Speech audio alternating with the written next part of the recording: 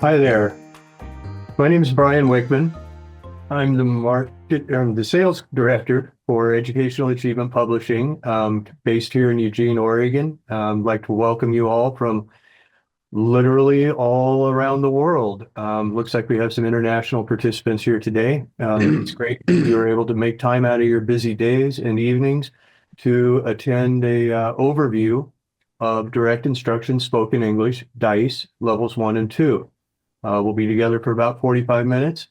And time for questions and answers. Take a little bit of a peek into what makes DISE a unique program to aid your students in achieving a functional level of spoken English. So this time I'd like to turn it over to your presenter, Randi Saulter. Randi is a longtime direct instruction trainer and coach. It's been a wide range of teaching experiences. I'll just turn it over to you now, Randi. Good afternoon. I'm pretty sure you just said that I can't keep a job, but it kind of looks like that sometimes. I've done a lot of things. I'm looking forward today to talking to you briefly about direct instruction spoken English, or DISE, and answer any questions that you may have. Please don't feel like you have to wait until the question and answer period to ask questions. Jump right in and ask away. So my name is Randi Saulter. I'm an independent consultant, education consultant. I also am an implementation manager for NIFTI, the National Institute for Direct Instruction. I am also the director of marketing for the publisher of DISE, and so it has a place in my heart. I've been a speech and language pathologist, a special ed teacher, a principal, a university lecturer. My doc coursework was in urban education, so I have encountered lots of students and continue to encounter lots of students who are newcomers to the country and having the opportunity to acquire English as a second language. And please, again, just remember, feel free to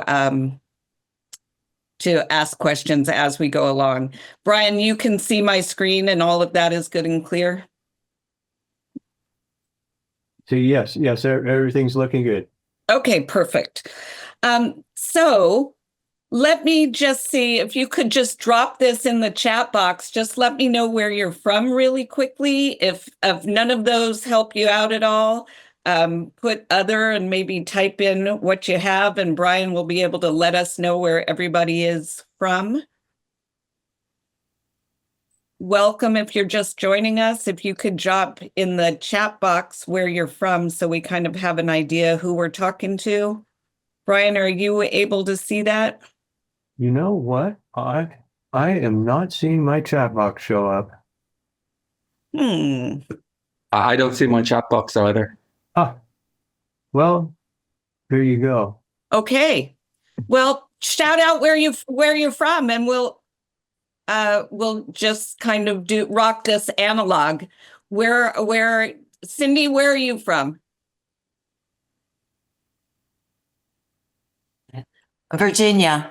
Virginia, welcome. Thank you. Anybody else want to shout out where they're from? I'm living in Italy, but I'm from Ireland. Okay, welcome. What time is it there? It's 9 p.m. Ooh, well, welcome, and Thank you. Coffee. Yes. Anybody else from a far-reaching place? Florida. Florida is a far-reaching place. I'm in Oregon. So I hope you guys are all, wherever you're from, you're seeing signs of spring. We're getting a little bit in here. We had winter yesterday and we're having spring today. So maybe we can have summer tomorrow. So sorry about the chat box situation. Not sure where that chat box went, but we will rock this old school. Let me know also, just shout out what your job is. If you are teaching students who are acquiring English as a second language, say aye. Aye. Okay. How about a special educator? Curriculum specialist?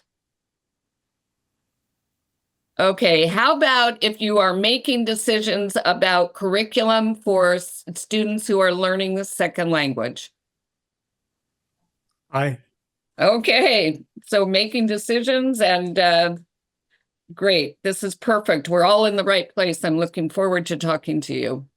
So the big idea here is when I'm talking about direct instruction, it's capital D, capital I, and it's a very specific set of materials and pedagogy, as opposed to lowercase d, lowercase I, which has come to be synonymous with explicit instruction or more of the model lead test, just in general. Remember that direct instruction, capital D, capital I, is a little bit more specific than that. We, with the authoring team that did not include me, started with the basic premise, like they did for all direct instruction programs, that all students can learn. If we start where students are, we start with what they already know. We teach them new information explicitly in small, very controlled sequence steps that are chosen very specifically and very engineered to be sequential and the smallest piece of learning we can give them at a time, while remaining efficient and effective. We're very clear with our presentation, which we kind of feel is implied and explicit, but I have seen some lessons that are designed to be model lead and tests that weren't very clear for students. So we want to be explicit and clear in that instruction. And the authors believe that we should teach every student to mastery on these small steps before adding more. If there's anybody who disagrees with any of these things, please speak now. I feel like we can all be on board with these things, even if we see some other things differently. So DISE assumes that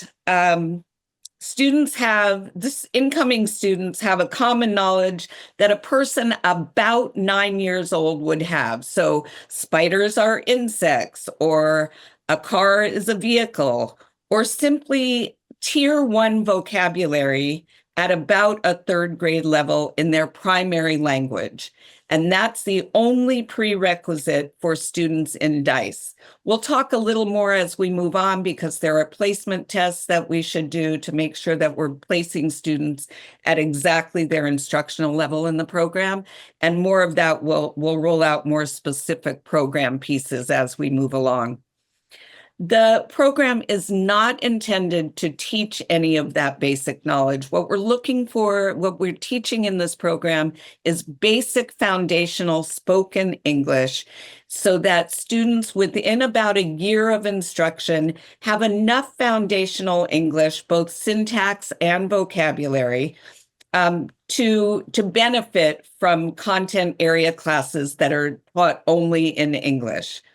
And I want to say now, and I'll probably repeat, we understand that students are in literacy classes even before they have that foundational English.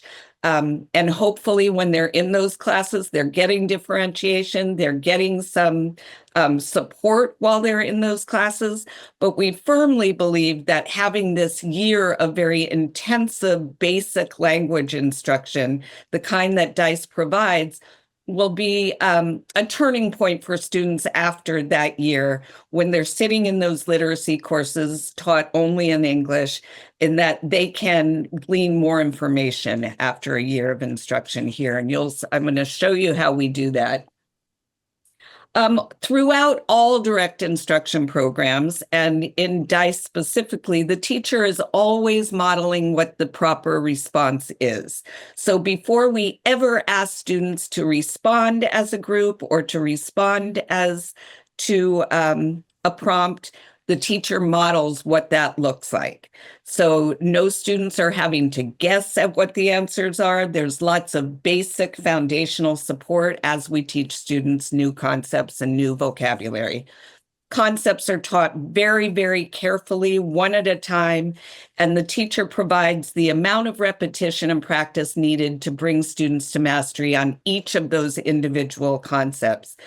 We'll talk more about this as we're just getting started, but in order to do that, the teacher's able to collect formative data throughout the instruction. So every exercise and students' responses to those exercises are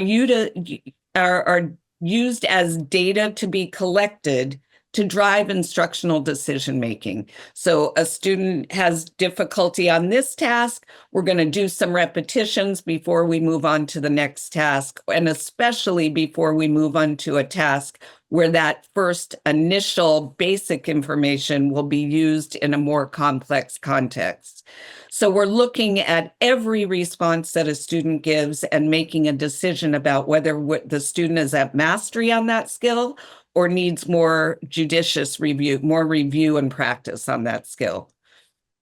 When the students are sitting in this, since this program is all completely teacher directed, students are listening to a teacher impart their wisdom, and the teacher's a competent English speaker, so able to provide immediate corrective and reinforcing feedback. We do this in all direct instruction programs. Students give us a response to a prompt, and then the teacher gives feedback, whether it's correct or incorrect, until we shape that behavior or that content, and students are able to demonstrate that they have that concept to mastery.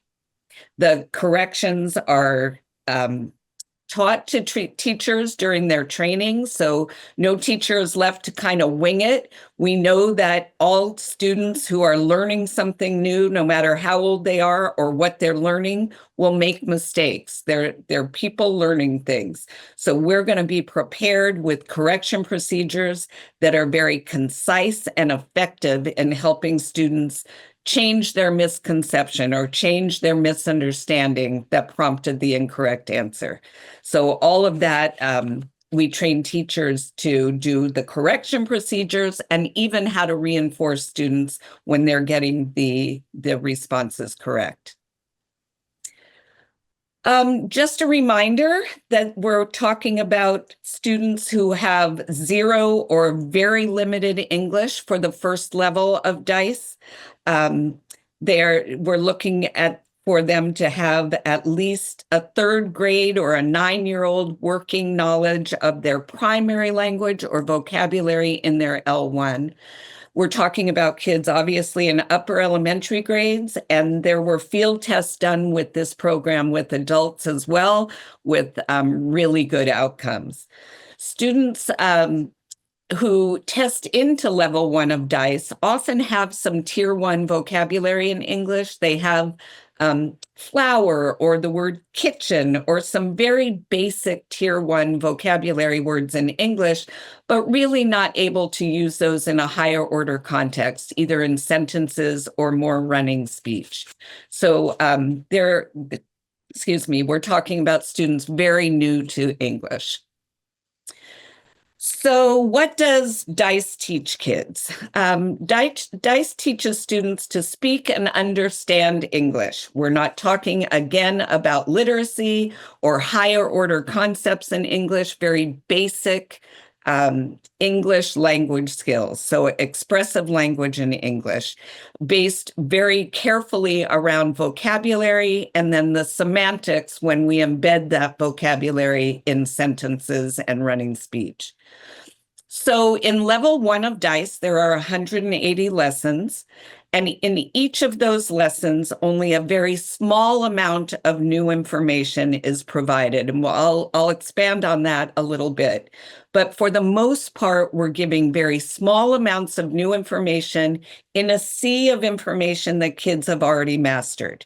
So those of you who are familiar with learning theory and how that works, that concept of having just a little bit of new information buried in things that you're still acquiring, but need some practice on. So only a very small amount of new information at a time. The program requirements, what we have found is that there are 100 lessons in level 1 of DISE, as I mentioned. It takes about 140 to 170 days of instruction to move kids through those lessons. And we're looking at lessons taking about 90 minutes of instruction. So lessons are a little bit longer in this program. However, we found ways. I work with schools who do 2 pull-out sessions, 2 45-minute pull-out sessions a day. I've got other students who are receiving 3 30-minute sessions of DISE per day.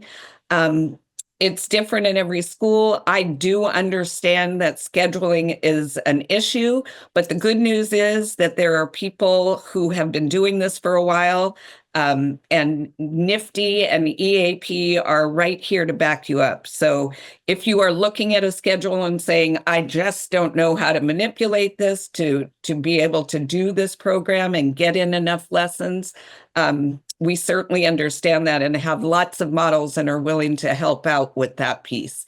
Additionally, if you are not able to do a 90-minute session, it would just take longer to get through the program. Even if you can't get through a whole lesson a day, you put the book down, pick it up the next day, and start where you left off the prior day. So there's a lot of flexibility in how we can work with those 90-minute lessons.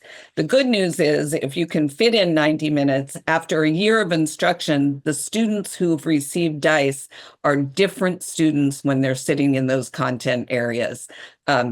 They're so different that a lot of times in middle schools, teachers don't always know where their kids are, what their schedule looks like during the day.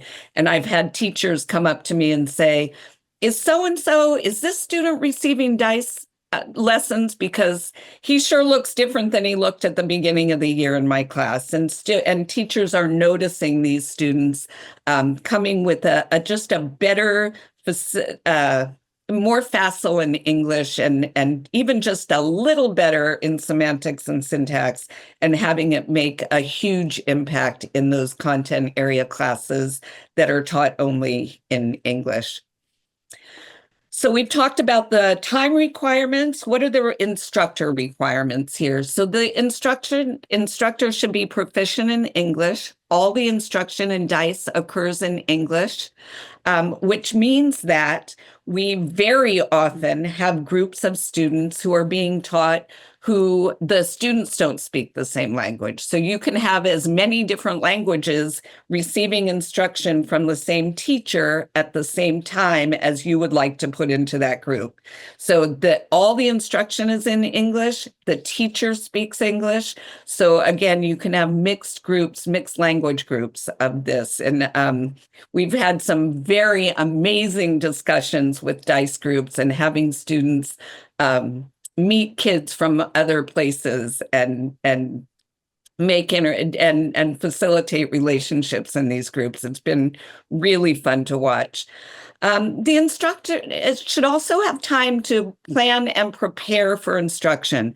So we're going to talk about this, but the one thing that everybody knows about direct instruction is that the lessons are scripted.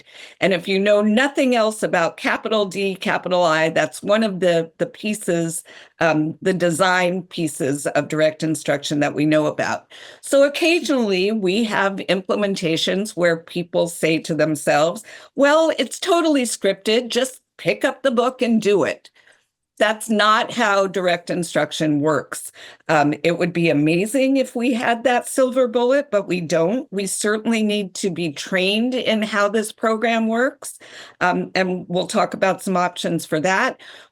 Teachers need time to plan. So could a a paraprofessional or an instructional assistant teach this program? Absolutely, yes. With appropriate training and appropriate planning time, definitely yes. But again, I want to remind you that just because it's scripted, we're not just going to pick it up and use it. The results are markedly different. Let's talk a little bit about the training. While DISE is published by EAP, Educational Achievement Publishing, NIFTY, the National Institute for Direct Instruction, is the training partner for EAP. So when schools want their teachers trained, they either send teachers to our national conference in the summer, where this year I'll be doing a full week of DISE training, or we make arrangements to have a trainer from NIFTY either remotely or in person do some training with your teachers. But it's a partnership, and the thing I want to stress here is that teachers need to be trained to do direct instruction and to get the results that I boast about everywhere I go. I'm going to take. I'm sure Go ahead. you'll probably get to it, and so I'm spoiling it. But I do want to point out also, with regard to training, EAP has a unique feature in that 10% of your purchase price goes to training. So particularly if you're a larger district, I know Modesto is represented here and has made purchases. You can conceivably get a full DISE training just off of your purchase for a school or a district. Sorry, Randy.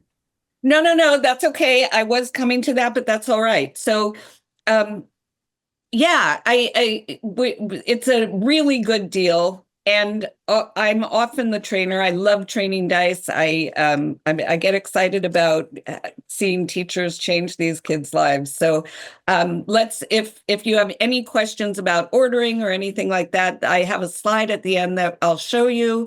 And then both Brian and I are happy to talk to you about how to do that if you'd like to stay on or set up a time to talk. I was going to pause there just briefly to check in and see if anybody had any questions so far. We're coming to the part where I'm going to show you exactly how this works, but if there are questions, I'd be happy to answer some. And since lots of you don't have your cameras on, go ahead and just shout out questions. I'm happy to do that.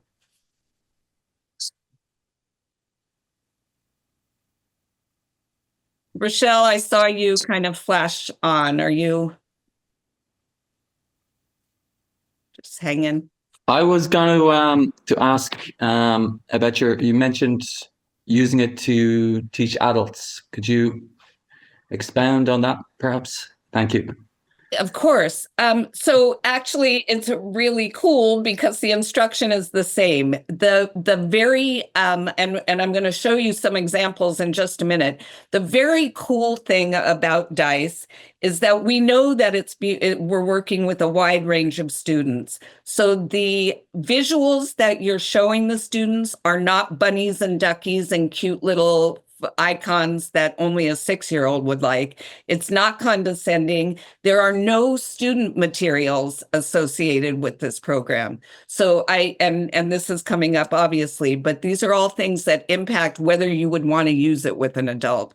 So no adult is walking around with a little workbook that looks like it's for a 5-year-old. No middle school student, even more importantly, has to have materials that look like they're for a younger child. And then all of the materials used in class by the teachers, all the displays and the visuals are very clearly not aimed at kids. They're very age neutral photos or drawings. So the instruction remains the same. So anything that you are trained to do in the teaching of that you would do with a group of younger students, you would do the exact same thing with the adults. Thank you. Of course. Anything else? Okay, remember, just interrupt me if you need anything. So as I mentioned, it's expected that within one school year, learners will have sufficient receptive and expressive vocabulary in English to allow them to access the language that they need to gain information or learn concepts in an English-only content area class. Now, remember that I gave a couple of caveats there at the beginning, like we need a trained teachers who have time to plan, enough instructional time to make this, to get these kinds of outcomes. But we can be flexible, and given those kinds of being flexible with some of those big pieces, we can definitely get outcomes that we know serve students well by the end of 1 year.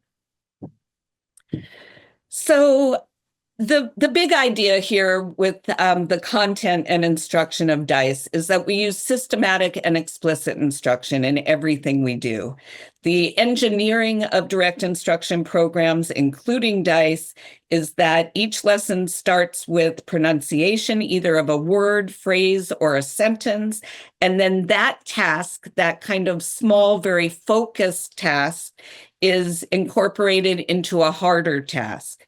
And so very systematically, we bring students to mastery in a basic skill, maybe one word, one concept. And as soon as we see mastery in that, because we're gathering constant formative data, we will go on to the next exercise where that initial concept is taught in a more complex context. But again, we don't do that until we see that the students are ready. Everything, all the instruction that is written, very or scripted lesson plan is scaffolded with the idea of efficient and effective instruction that brings kids to mastery. And then there's enough practice and review that students remember things in the end. Nothing ever goes away. So we teach something, we practice it in more and more complex contexts. We move it along and that initial basic concept is growing in the way we use it throughout the 100 lessons of level 1. So let's talk about vocabulary. And when I say that it was systematically designed, I want to kind of give you an idea of what I'm talking about when I say systematic. I think some of these words are overused a little bit, maybe in the instructional design world. But if I give you some examples, you'll see what systematic means to us. So once that we introduce in DISE a single vocabulary concept or item, it appears in the next 4 lessons consistently. So we know that students will be practicing either 4 days in a row, or if we have to split those lessons, 8 days in a row in those lessons. So we know that the students are getting enough practice before we put it into more complex contexts. And remember when I said that there's just a small amount of new information in every lesson, it's basically broken down so that 90% of every lesson is content review, things that have been initially introduced, and then 10% of the lesson is new content. So it's a drop of new information in a sea of things that have already been mastered, adding to students' motivation because they're very successful in these lessons. Even though things are getting more complex or we're using basic things in more complex contexts, students are able to do it because of the systematic introduction and practice of that material. Additionally, the systematic design of the sequence of instruction is such that anything that's going to be potentially confusing to a learner is separated by time and other information. So we know that certain things are confusing.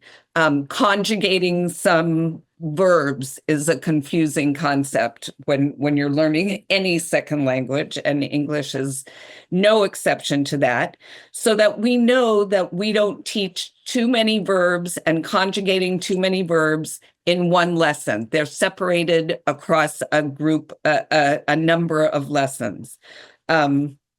When we do teach phonics, and that comes around after lesson 30, there's a phonics booklet that can be downloaded and utilized.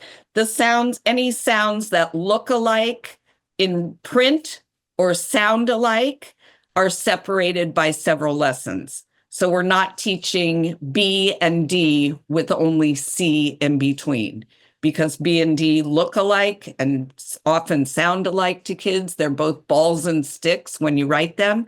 So we separate potentially confusing concepts by some time when other concepts, when we're introducing new information. So what does the material look like? For level 1, there are 4 teacher presentation books. And also I'm going to mention right up here, and to add some confusion, like I do, all of this is, there's an option to not have hard cover or hard copy print teacher presentation books. Those are all also offered digitally. So you can make the decision about whether to have actual books where you're turning pages to present the lesson to kids, or using it on a device. I will say that while we're talking about the device, in addition to teacher presentation books, and I'm going to return to that in a minute, there are also displays that students are looking at that will need to be displayed on an additional device. So they're PowerPoint slides of displays for students to be looking at during the lesson.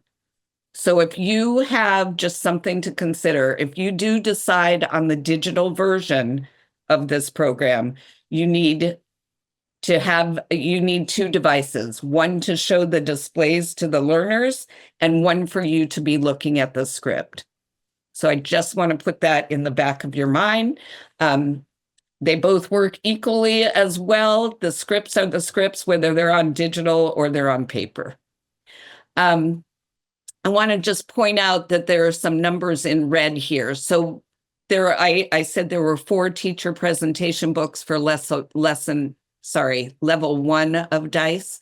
Book 1 goes from lesson 1 to 30, book 2 from 31 to 60. Those red numbers are also places where students, when they take the placement test, can test into this program. So not all students need to start at lesson 1. All students in all DI programs and in DISE as well take a placement test, and then we make decisions about where we start them in the program. So if a student can do a little more, has a little more English under their belt, and the placement test says they can start in lesson 31, that's where we would start them in this program. So again, students can test in at lesson 1, lesson 31, or lesson 61 of this program. Obviously, really good idea to do that placement test, because we're looking at cutting down time, being more efficient with our instructional minutes if we can start students further into the program. So teacher presentation books, definitely materials you need. There are downloads that have displays for all the 100 lessons that you'll be using to show the students during the instruction. There are mastery tests that occur during the program. So I mentioned that you're gathering formative data every single time you teach students with this program. And additionally, as you get to certain spots in the program, a mastery test will be given. And those are cumulative tests. So everything you've taught up until that point, and then decisions are made about how you respond to the scores on those tests. So if a certain percentage of your class didn't pass the test or missed a certain number of items, there are very prescriptive remedies to go back to to kind of plug in those holes that may have occurred. Additionally, after lesson 30, there's a supplement that you can download that starts to teach sound symbol relationship in English. So we're getting about 30 lessons under students' belts in terms of English language vocabulary and basic syntax, and then we can introduce some sound symbol. That QR code that's up there, if you scan that, and it works if you even just scan the screen you're looking on, if it's not your phone, obviously, that will take you right to the placement test. So the placement test is online. You don't even need to buy the program to give your students the placement test and see where they place in. You can go straight and do that tomorrow if you wanted to. Questions about materials or anything like that? Okay, we'll keep moving. Let's look a little bit at some of the things that are taught in this program. I want to look at the first 15 lessons because that's where students are not only learning, obviously, these first 15 chunks of concepts in English, but they're also learning how to learn and how direct instruction works and how to respond and what that instruction looks like in class. They're getting to be pretty confident learners because of the very careful engineering of the design and the very careful sequencing of instruction. Students are extremely successful in these first 15 lessons, and it's very motivating to them. Success is one part of that motivation equation that's critical to keeping kids engaged in lessons. And so we know we can do that in these first 15 lessons when they're taught very carefully. The other thing about the first 15 lessons, and you can see on the screen, they're very, very basic sentence types. So if in those first 15 lessons, students were to learn these sentence types, they would be taking a very large chunk of English outside of their DISE lessons and having times to kind of hear them, recognize them when they're occurring in their content area classes that are taught only in English. As on this, I'm going to put on my speech therapist hat for just a minute here and remind you that if students don't hear and interact with these vocabulary items and these sentence structures a lot, they won't even recognize them when they hear them around, when they're exposed to them around, when they're exposed to them in other places outside of the DISE class. So lots of interaction with this in a small sheltered group. And then students will start to hear it and pay attention to it. And it's kind of the way I kind of talk to teachers and parents about this is, you know, when there's two ways. One is when you decide you're going to buy a new car and you go, okay, I'm buying this kind of car. It's going to be this model and it's going to be this year. And then suddenly, once you've made that decision and you're out driving around, all you see is that car. It's that same concept. When we continue to expose students to these syntax structures, they start to pay attention to them when they hear them. And it's the same as like seeing that car everywhere you go. You're not seeing any more of them. You're just paying attention. And when students are paying attention to that ancillary language around them, they're learning that language. So the way it works in DI is that we use tracks, and those are exercises that focus on a single theme or a topic, and they continue over a series of lessons. So they don't just disappear. Some tracks are really long and go over 20 or 30 lessons, and some tracks are shorter and last only a week or so before we incorporate that information into other tracks. And we do that because we know we've taught the students to mastery, and we can use those concepts in more complex contexts. Students who have knowledge of these sentence types can begin to apply them in content area classrooms, and it happens pretty quickly. There's an obvious, so we've talked about the first 15 lessons and what those tracks kind of include at the beginning of DISE. There's an obvious continuation of the content from those lessons as we move through the remaining lessons in DISE. The introduction of new tracks you can see on this chart that's up here. And when we introduce a new track, it's in that lesson track begins column, and those tracks continue to be reinforced in subsequent lessons. They don't disappear. It isn't assumed that we taught it to you now and you don't ever have to worry about it again, and we never have to check on it again. We know we do, and we continue to do that. Let me give you an example of what that looks like. This is an example of what it looks like as we work on some actions. So at the very beginning of level 1 in lesson 4, this is exercise 3, and we're teaching the action stand up, sit down, clap, and nod. And you can see that we just say it to the students and they say it back. And then they're doing some physical motions, and that's kind of where it goes for that lesson, for that exercise. Later on in lesson 4, we're still in lesson 4. Now we've let some time go by. We've introduced the basic vocabulary. Now we're going to put it in a higher order or a more complex context. So same lesson, about 10 exercises later, which is probably about 12 to 15 minutes later, we're asking students to say the whole thing, which means use that word that we just taught you in a sentence. And we model it for them and say, I am standing up. So we worked on standing up. Now we're working on it in the context of a whole sentence. 6 days later in lesson 10, that concept shows up again. And the past tense now, I was standing up, I was sitting down. So we're again building and using these concepts in a higher order concept rather quickly, because we know we've brought them to mastery at each step along the way. 10 days later or 10 lessons later, we're using actions with pronouns now. He is sitting, she is eating.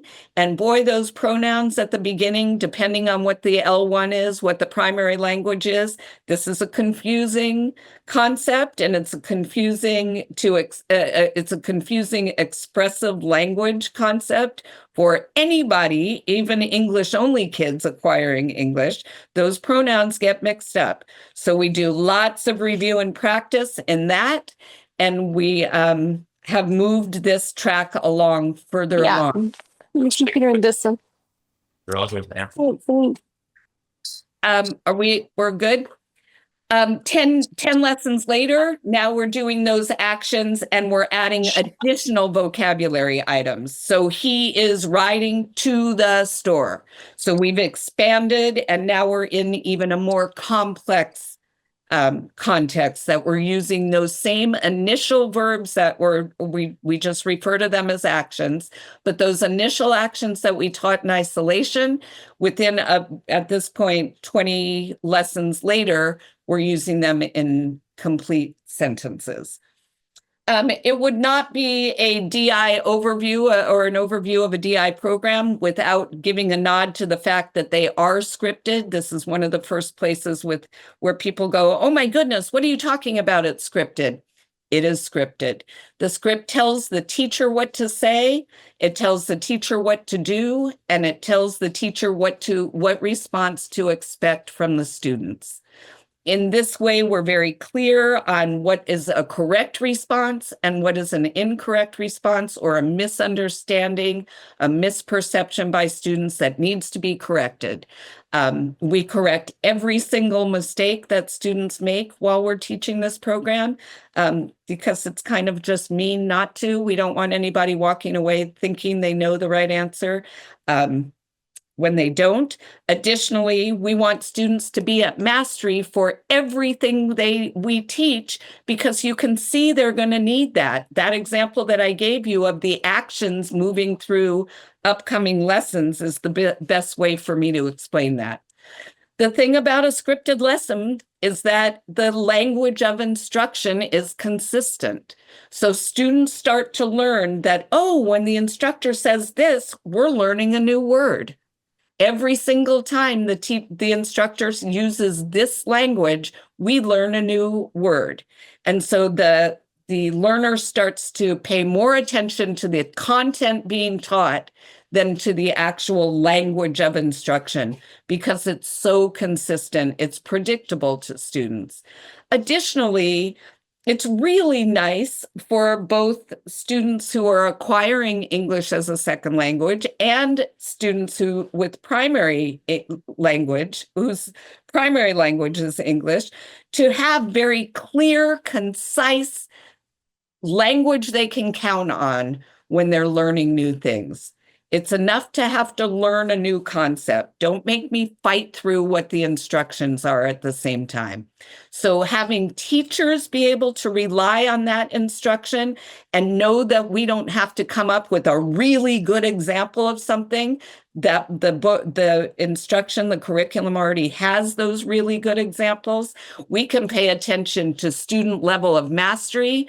We can pay attention to student behavior in the lesson, to student participation, because I'm not having to think of what I'm going to say next, or what am I going to do when Chad makes a mistake. All of that information, everything I do and say is in that book, and I can attend to are my students at mastery, and let go of worrying about other things. So I will admit that scripted wasn't what I thought I would be doing when I was in teacher school, but it turns out that that's what worked for my students, and I did it. I ended up teaching every single program I taught with a direct instruction program, and my students were extremely successful. So I understand the initial questions about scripts, and I'm happy to talk more about that if anybody would like to, if anybody has questions.